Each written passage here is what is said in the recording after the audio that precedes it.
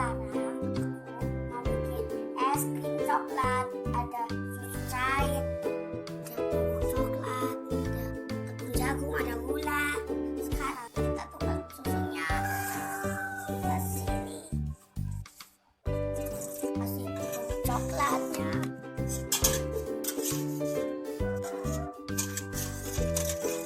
Kasih gulanya.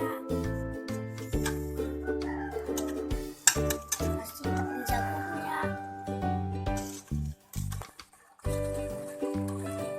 Aduk.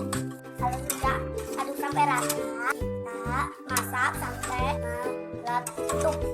Harus selalu diaduk ya teman-teman. Ya teman-teman. Udah kayak gini kan? Masuk ke freezer. Sekarang waktunya di mixer. Ini juga bisa diminum kok. Enak lagi.